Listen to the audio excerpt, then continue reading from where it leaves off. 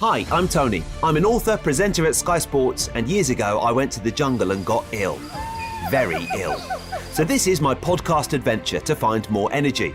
It's packed with biohacking, science, health tech, supplements, and some of the most well-known experts on the planet. This is something I spent 4 months of my life doing with electrodes glued to my head so that you can do a lifetime worth of meditation. Decide what you don't give a fuck about, which is something you don't care about. Some of it gets quite out there. I had some stem cells sent up to my house that I had stored, and then I injected myself with mannitol. And we even hack hangovers. Alcohol is poisonous. So is water and oxygen in the wrong dosage. So that's my podcast, Zestology. Live life with energy, vitality, and motivation. Welcome back to Zestology, and this podcast is brought to you by my new book, When Life is a Bit Meh, You Need Energy, out now. If you haven't heard me talking about it on the announcement podcast last week, then you can go back and listen to that now. But yeah, it's been a really exciting week and plenty more on that to come. I'll do a couple of chapter podcasts, I think, at some point. But if you fancy reading When Life is a Bit Meh, You Need Energy, it is a combination, a mesh of NLP and biohacking, and it's been so fun to release it over the last week. I do think it's something quite unique in this space because, yeah, it takes kind of all the kind of hardcore biohacking stuff that I know you like and merges it with the NLP skills that I've been learning for 17 years now, and I've trained to the highest level in NLP, so that's that. Today's guest is Lucy McCarthy, a Madrid-based yoga teacher, a friend of mine, and an inspired practitioner with a very broad approach. I love Lucy's work so much, and I went and did some yoga with her a few years ago in Greece. It was the most incredible trip, and bearing in mind we're not allowed to take holidays at the moment, it seems even more incredible now. If you want to see where we went, I have used as the cover image, the featured image for this week's podcast on my website, exactly where we stayed when I went to see Lucy in Greece. So you just head to tonyryson.com for that.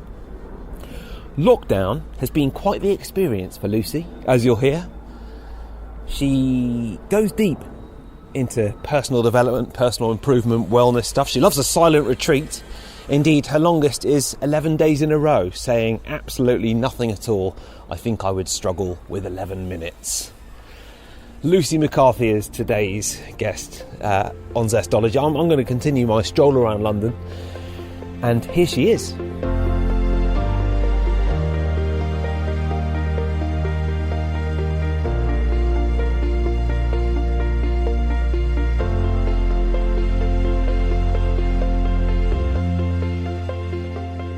Lucy, it's lovely to speak to you on Zestology again. It's been ages. How are you? I'm good. Yeah, I'm really good, actually. All things considered, the times we're living in, I'm actually doing really well. Yeah, I mean, you are definitely a friend of Zestology, aren't you? But the last time we recorded was the day after Trump got elected.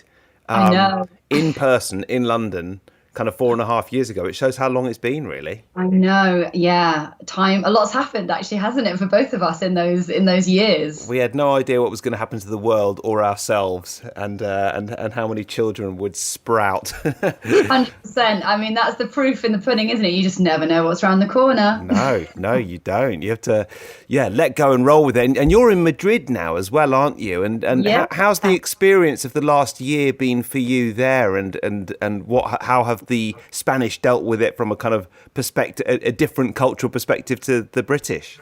Yeah, well, it's been really interesting, actually, like being here and having our life here, but then obviously all my family and friends being in the UK. So I feel like I've had like almost like a split experience. I mean, here, definitely like this time last year, it was very intense. We had like, I think, one of the strictest lockdowns, including, which I think was really rare, actually. The children weren't allowed outside, like for, I think, the best part of 6 weeks. Yeah. And at that stage, my daughter was just 2 and a bit. And so it was very interesting, like, living in, inner city Madrid in a flat and not being able to, let my daughter go outside. And then we were only very strictly allowed out to go to the shops, and that was it. And I mean, everyone was very kind of law abiding. And at that stage, it was much stricter than what was happening in the UK. And then now I feel like this time now, things have almost like flipped round. So, I mean, it's been a really interesting time. And in lots of ways, you know, when I look back on it, I think, gosh, yeah, what a challenging time. But also, on the other hand, it's been a really, you know, deeply interesting and kind of fulfilling time as well. You know, like I've been pregnant again, I've had a second baby. So, you know, so much has happened. So yes, there've been hard bits, but my goodness, have I learned a lot. And I feel like it's promoted a lot of really interesting inquiry actually in my own life and my own choices, and you know, in the kind of the bigger sense of what it is to be or not be free. Actually, that was one of the things that shocked me most, was I realized there's a price we pay, the pros and cons of living in, you know, a society whereby you get governance and you get services, but you also can have your freedom taken away from you. And that has been something I've been kind of navigating inside of myself, this idea of, well, then what is freedom actually? So yeah, it's been interesting. Yeah, I noticed my mind drifting off, even now a lot. I noticed myself drifting off to thinking, when is the next time I can take a holiday? And even speaking to you in Madrid, I was thinking, oh, wouldn't it be nice to be in Madrid? Of course, I can't be in Madrid at the moment. At the time of recording, that is not open to me. And that, I suppose, actually, it's not living in the present, but what it forces us to do is to be grateful for what we've got. 100%. And also, I think it's really made so many people realize how much we often are living for the future and planning. And actually, when all of that's taken away from you, yeah, like you said, you're left with the day to day, the here and now, and how we, you know, get the most out of that actually. And that's kind of amazing question to ask. Yeah. I mean, there is something, if you just continue with holidays for a second, there's something about the anticipation of a holiday, which is just as good in some ways as the holiday itself. You know, you book the holiday in 4 months' time, and just thinking about it makes you feel good. But yeah, when it's not open to you, then you have to focus on the things in the here and now that can make you feel good as well, I suppose. Yeah. And it is interesting, isn't it? Yeah, that thing of the holiday, because that holiday in the distance can actually make challenging things in the moment more acceptable, because you think, well, this is hard right now, but I know I've got that thing coming up that, you know, I can really look forward to. But yeah, it's interesting when that's taken away from you. It changes perspective a lot, I think. I've been thinking a lot about energy. I mean, obviously this podcast is about energy, but specifically with regards to nature recently. And, you know, you mentioned in the first lockdown, I remember I've got other friends in Spain, actually, and they said they couldn't go out and how hard it was. And when that's taken away, it really is tough, isn't it? Because it would just, you know, we're so aligned with nature. When you're forced to stay inside, and to a lesser extent during winter, we've had to do the same thing quite a bit. It's so bloody hard when you can't get outside and hug a tree, isn't it? It is, but what actually is that was one of my it's a weird thing to say, but one of my favorite things about this time last year in the lockdown was that everything in Madrid went quiet. And the only thing, like the thing I can remember, the soundtrack was the birds. And it was funny how much solace that gave me of just being like having that connection to nature, even if I couldn't go out and be in it. Like I really took great pleasure actually from, there's no sound, there's no sirens, there's no cars, there's no hustle and bustle. There literally just is the birds and the bird song. But it's interesting because I remember one of the first times when suddenly you were allowed to, you know, take your children out. We went to the nearest bit of like grass, and I took my shoes off and I put my feet on the ground, and it really felt like, like my whole body, something in my whole body shifted. Like I could really feel just this. Yeah, like you said, what happens when we're in nature is just life is better, you know. And the arguments over whether it was the right thing to do to actually make everyone stay inside for a couple of months, I mean, it probably wasn't, was it? But the children, I think the kind of children, I don't think they'd ever get away with doing that again. And I think they didn't really even want to like lift the ban, but I think they were getting so much outcry from, you know, child psychologists and this, that, and the other, that they had to. And actually, you know, what happened here anyway was that the children being released didn't actually result in a spike or anything. So thankfully we then got to kind of, you know, keep the children out and about and be able to go outside. But yeah, it just makes you realize how precious that relationship with being in nature is. And I think a lot of people are moving out of cities now from that experience. Actually, they almost like they've been traumatized, you know, of being stuck in a city, and the importance of regularly getting just into nature. Yeah. That's simple but profound. lesson. That's interesting, actually, because so the reason that I've been thinking so much about nature and energy recently is I've been writing a book on energy, which I've enjoyed a lot, and it's been the perfect time to do it because I haven't had much of a life over the last few months anyway, so I might as well just sit in the shed and write that. And delving quite a bit into nature and the link between nature and energy and nature and community. And there's been some very interesting research and one study on a massive scale in America showing that people who live not necessarily in the middle of nowhere, but within 15 minutes or so of a kind of community, what they call it is walkability in this kind of huge research that they did, are actually more likely to live longer because they've got that walkability and that sense of community that they can feed off. And I think that all feeds into nature as well. So presumably you've got, you might not be on the edge of a forest and you can't go forest bathing, but you have got an unbelievably rich community right on your doorstep there in Madrid. Yeah, we do. And actually, that's one of the things I enjoy most about living here is that, to me, I really sense this real kind of underpinning attitude of the importance of community. And, people really do, families get together every Saturday and you just see people collect and gather in a way that I was unusual, I think, or a little bit unusual compared to what I saw in the UK. It felt like here it really is one of the main priorities. And there's something so uplifting about that, actually, just to be around that and in the presence of that. Bit sad in some ways that here in Britain we don't have that quite as much. I wonder though as well whether it's to do with the weather, because here, you can be outside so much more, and then that does allow for people to kind of get out of their individual households and start to kind of collect and gather and kind of commune together. Well, it sounds delightful where you are. I have to say I'm enjoying it. It's really, I think it's really good to go live somewhere else that's not your home territory and to be in this kind of state of curiosity and observing and not knowing how things are. And it's for me, it's really, I'm really enjoying that experience actually. And my children are getting to grow up bilingual and experience a different culture. And I just think that's so valuable. And so valuable. Great. Yeah. And do you think you'll stay there?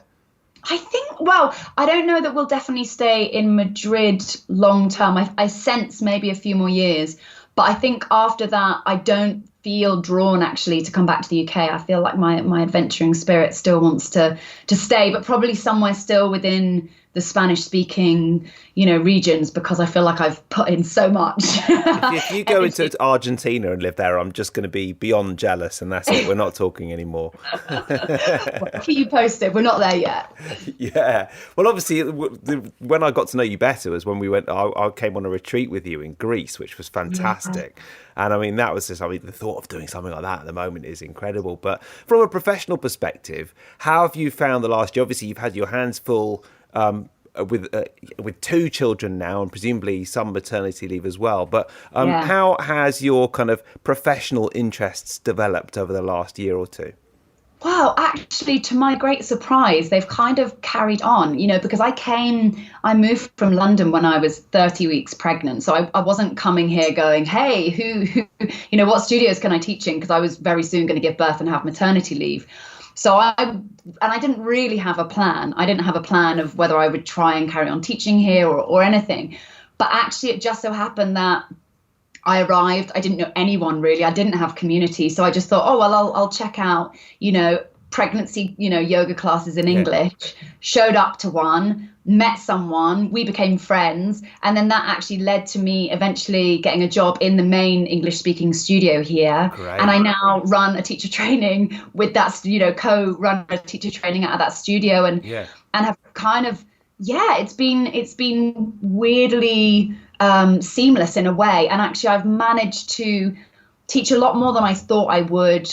Whilst balancing motherhood as well. But I've been very lucky in that my mum has been very supportive and has visited us a lot and come and help out with childcare a lot. Yeah. But it's kind of unfolded. And, even, you know me to a degree, I've always been so kind of committed and passionate to my own path, first and foremost as a student and then kind of second as a teacher. And I've really stayed committed with, being with my teachers, going on retreat still with my teachers, which is more of a complicated logistic thing when you've got children. But I've also found it to be, as if not more important now that I've got children, that I do still take time out and I do still make my spiritual unfolding still a priority in my life. Because I think it's so easy for that to kind of slip by the wayside when you've got your hands full, Definitely. with young ones. Yeah. And it's easy to kind of almost be a bit of a martyr about it. Well, I better be there because, it's not fair if I'm not. But actually, it's good for everybody if you have a bit of time off, isn't it? And I've got something planned in June. You wouldn't call it a spiritual journey, but it's a weekend away with the lads. So, well, our soul gets uplifted in many different ways. Exactly. So, but yeah, I agree with you. But it's interesting. I've had to really navigate that, because actually I think it's interesting, especially as a mother. I think it's kind of one of the perhaps unlooked at taboos that I kind of think there's always this belief that, your relationship with your child has primacy above everything else. And then, when I actually said, actually, that's incredibly important and I'm completely devoted to my children, but actually that perhaps for me to continue on my spiritual journey and have pockets of time where I go away and continue to work on myself, actually for me that all feeds back into my ability to be the most present, the most evolved mother that I can be. But it's a tricky one to navigate, because I think collectively it's kind of, I don't know, I felt like it was a taboo a bit that I had to kind of break through. Did you? Yeah. But there's just the space. I mean, obviously at the moment it's so hard to get physical space from your family. Everyone's cooped up in the same house, and I mean everyone's been homeschooling for the last few months, haven't they? But I was lucky enough to go and present this is the real glamour of my day job, Lucy. I presented a ping pong tournament in Coventry in January. And we were in a bubble and staying in a stadium, and we had to test and isolate and all the rest of it for a few days. But just the 3 days away, even though it was in a soulless hotel in Coventry and away from a phone. But then, of course, the space meant that I came back, and it was lovely for everybody because we'd had a bit of space. So it was nice. Yeah. It's I think it's a very valuable thing for all involved, parents, children, partners, everything. Because a lot of retreats, and obviously that is part of your business, is kind of running retreats. A lot of retreats have moved online, and I've taken some online courses over the last year, which I've enjoyed very much. And to be honest, I took a Qigong course, or two actually, which I just wouldn't have taken otherwise. And it was not because I just normally don't have the time, not available at 7:30 on a Tuesday evening or whatever, or available to go away for a week. But it's not quite the same online, is it? It's not, but it's interesting you say this, because I literally just this weekend, I just finished my third online retreat for this online yoga platform. And it's so interesting because I think I was so skeptical about online offerings. Do you mean that you're teaching the retreat? Yeah, I was teaching a retreat. But it's interesting because it was the third in a row. So we had a lot of returning people. And I have to say, I've been so, don't get me wrong, it is not the same as being in person. But I think I've been so surprised how much intimacy and community and transformation you actually can make by still showing up and by still coming together and being in dialogue and sharing practices.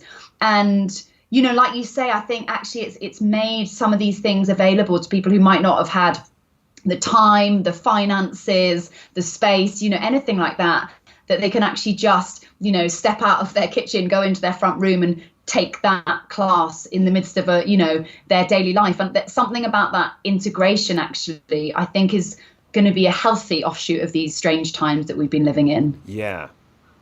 I do hope, though, we get to come back and do it in person as well, because there's nothing like it as well. Yeah.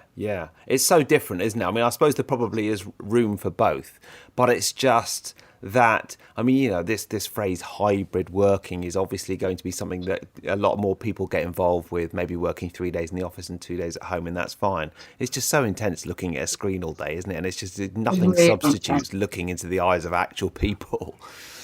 Yeah, and it's interesting as well. I think almost like our energy system is having to work double time when we're on the screen, because the usual stimulus and kind of feedback loop we're getting when we're in person it's like that is kind of supercharged, trying to navigate like what am I getting back from those people, like, you know. And I think that's really hard to kind of intuit through the screen format, and I think it makes then being online for so many hours very exhausting, actually. Yeah, it is. It's utterly. I feel exhausted after recording these podcasts. I feel exhausted. I really do. Yeah, because it's not the same. There's so there's so much that happens through eye contact and taking someone in and responding to their, they say, isn't it? I think, body language is what 70% of communication, and we don't. I mean, to some degree we have that on the screen, but it's not the same. All I'm trying to say is next time I'm coming to Madrid and we're recording a podcast there. That's it. 100%. Love it. Count me in. If you've ever said you're going to go with your gut, it's not just a saying. Your gut really is connected to your brain and signals pass back and forth between them. Interrupting this podcast for one moment to tell you about my podcast partner today. And it's an important one because 74% of us are suffering from digestive problems.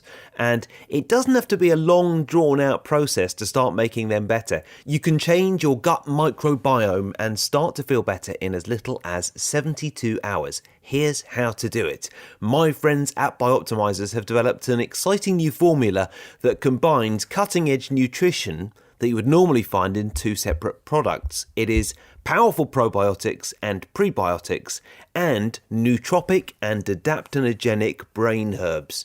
They're the ones that boost your mood, manage stress, help you improve your memory, and it's all in one formula called CogniBiotics. I love this. It's the perfect solution for supporting your gut health, brain health, mental health at the same time. It is bang on target for Zestology, where we're looking to boost our mood, feel more energized, and feel a little bit more revitalized as well. The best bit is perhaps that CogniBiotics comes with a full 1-year guarantee, so you can try it, and if you don't like it, just send it back, get a refund. Simple as that. You can go to cognibiotics.com/zestology. That is cognibiotics.com/zestology. You'll see a picture of me on there, and you can use the code zestology10 to receive 10% off. So that's cognibiotics.com/zestology. If you're in the UK, just head to bioptimizers.co.uk and use the same discount code zestology10. That is going to get you 10% off all the BiOptimizers products. And I'm really focused at the moment on energy and re-energizing on this podcast, and I think this is just bang on target. It's a blend of gut health, a bit of biohacking, and boosting your mood as well. cognibiotics.com/zestology. Use the code zestology10 for powerful probiotics, prebiotics, nootropics, and adaptogenic brain herbs. Back to the show. I mentioned the Qigong. It's quite interesting. Obviously, since we met because I took your class in London a few times, and then I came on retreats and we recorded podcasts and the rest of it. And I don't really do so much yoga now, which is slightly awkward since I'm married to a yoga teacher now. But but I actually do less yoga and a lot more Qigong. I've just got so into it. I think I'm sure a lot of the breath work element of it just seems to resonate so well with me. And I'm interested. From a personal perspective, what are the areas of inquiry that you've gone down over the last few years since we last spoke? Is there any different forms of yoga that you've been investigating, or breathwork? I know you do get involved in so many different areas. Yeah, I mean, I've really, I think over the last few years, pranayama, breathwork has become a kind of a huge part of my practice. And I would also say I really feel like it's kind of fast-tracked the kind of awakenings and revelations on the spiritual pathway. And then it's interesting as well, my main teacher, Clive, who's this amazing, wild 70-something, originally English guy, but he spent, 40 years in India, more or less by himself, on his own journey. And he's who I go on retreat with now, out into the kind of Indian forest. And his philosophy is actually this very interesting mix of what's known as like Advaita Vedanta and Tantra. And it's really, from different perspectives, looking into what is the self, and is there such thing as a Lucy or a Tony, and what is our persona versus what is our true essence. So I've really been kind of diving into to that from kind of an embodied point of view through the pranayama and through the meditation. And it's been a really interesting journey, actually, that has answered a lot of questions and kind of fulfilled a lot of the really earnest longing that has kind of propelled me through my journey. So yeah, it's a very juicy time. God, yeah. And then obviously before we started recording, we were talking about parenting and how much that teaches you, or should I say schools you in all your own faults. I mean, it does make me, it's made me examine so much the way that I want to be and the way that I am around my son and how I want to be, and certainly your reactions when things don't go your way. And it's a lot of it for me, I think, comes down to control. It's just, being used to control a lot more of your life before parenting. It changes a lot, doesn't it? Yeah, and I think, it does. It's very humbling in that it really reveals to you exactly where you are in your spiritual evolution, or not, as the case may be. And it always reminds me of this funny quote. I think it was Ram Dass who said, "If you think you're evolved, go and spend a week with your family." And I kind of feel like it's the same. If you think you're evolved, like, try parenting, because you're right. You have these good intentions, and you then are sleep deprived, and you're having to completely set aside in lots of ways your orientation towards fulfilling your own needs to suddenly prioritizing something else. And I think you're absolutely right. It's like the fiercest mirror right in front of your face, revealing things to you that sometimes we don't want to see, or that are very difficult to change once we do see them. But I think it was also this amazing potential for evolution by doing it consciously and with presence and with a willingness to change and evolve, so that we can really show up for these amazing little beings that are kind of coming out and into the world. Definitely. It's very satisfying to put a bit of thought into how to parent and to do a little bit of reading. And I've found once I've started doing that, I've completely 180 degrees changed my approach to certain things. But of course, unless you actually try and learn about this stuff, then you're just going to muddle along. So as with every area, that's quite satisfying. Yeah, and I think often, like, without knowing it, we've kind of absorbed a lot of perhaps our parents' parenting styles, some of which we'd love to carry on, and then maybe other things we want to shift and evolve so that we can become the parent that we really want to be. But yeah, it's super kind of enriching, but I think also really challenging work. Yeah, it certainly is. Lucy, we haven't got too much longer, so I'm going to ask you the question about the book and the tip in a sec. But where, if people are listening and they think, it would be nice to take a course online or a retreat online or in person, have you got any recommendations? And that can include yours.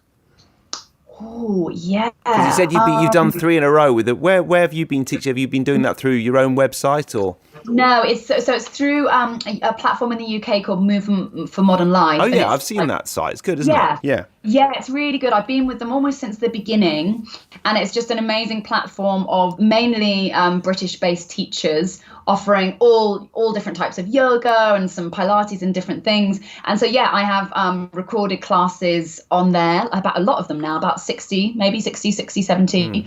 And then we've done, because originally the reason was we had this in-person retreat planned in November in this amazing retreat center in the south of Spain. And it's a really beautiful center that very much is kind of an embodiment of yoga. It has like a permaculture garden. They plant trees. And so when that all fell through, the woman who runs this platform said, why don't we try and do an online platform where we can still funnel some money towards this amazing retreat center to keep it going?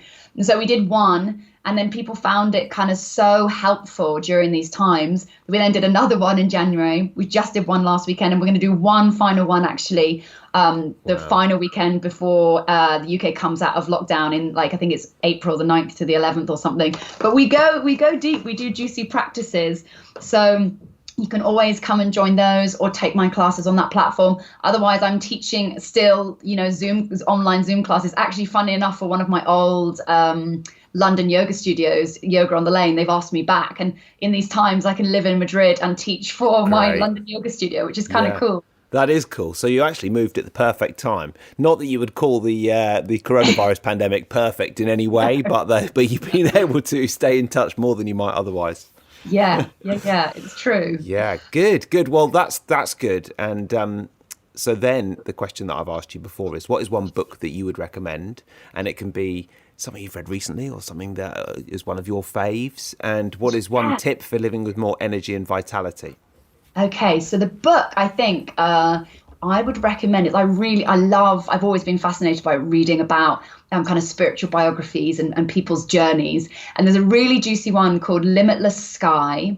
And I think his name is David Charles Manners. And it's just a really interesting, personal account of this guy's amazing journey and the kind of really interesting teachers he comes across in Nepal and his spiritual unfolding. So I definitely recommend reading that. And it's a real page turner as well. It's really easy to read. And then I think tips for living with vitality. Can I give you two? Yes, please. I feel like regularly, if possibly daily, walking barefoot on the earth. I just think there is nothing like that.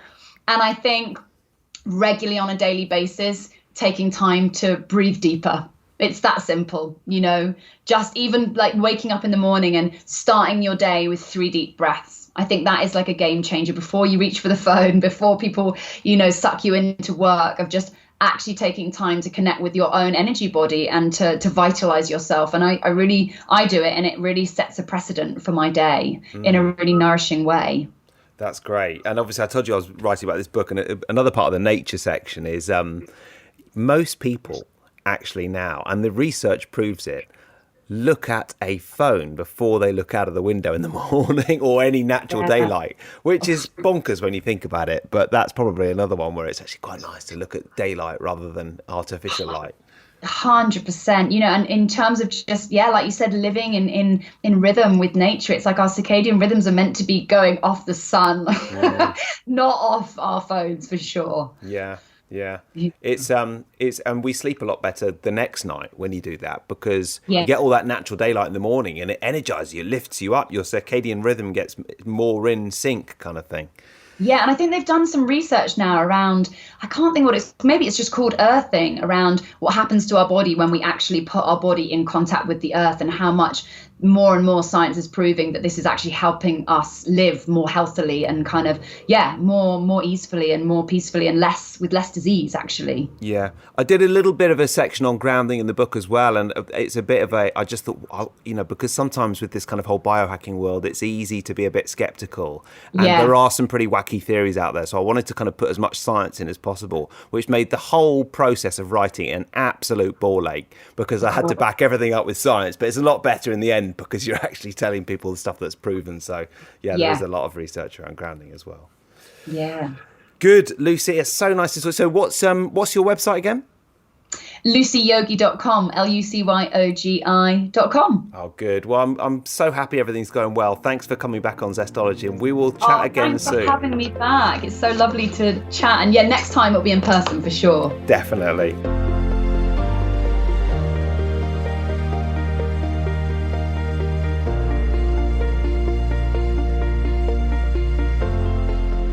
Thanks to Lucy. Thank you for listening as well. Remember, the new book is out now. When life is a bit meh, you need energy. Links on the website for that, and a special sneak preview of the book. In fact, 2 chapters of the book you can get on the website as well. So if you're not sure and you want to read the first couple of chapters, then you can do that by going to TonyWrighton.com. You'll also get extras, or as I call them, mextras. So I've recorded a special how-to video that kind of goes with the book, which works really well actually, and loads of people have been to download that in the first week. And there's also a special directory that you can download with lots of products, services, discounts, and other stuff as well. That is that for the book. There is also CogniBiotics, which you know that I love, and all the BiOptimizers products. If you want to buy anything in the BiOptimizers range, head to CogniBiotics.com/Zestology, or the BiOptimizers site in the UK. Use the code Zestology10. Now, you might be able to hear that it is raining now, and it's started to rain quite hard. So I'm going to scuttle off home, finish recording this podcast. Not that I don't mind a bit of rain, but not too much. And I'll see you next week. Thanks for listening.